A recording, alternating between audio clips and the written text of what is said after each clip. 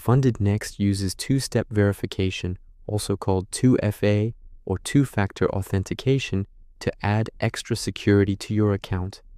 When enabled, you'll need your password plus a 6-digit code from an authenticator app to log in. Steps to enable 2FA.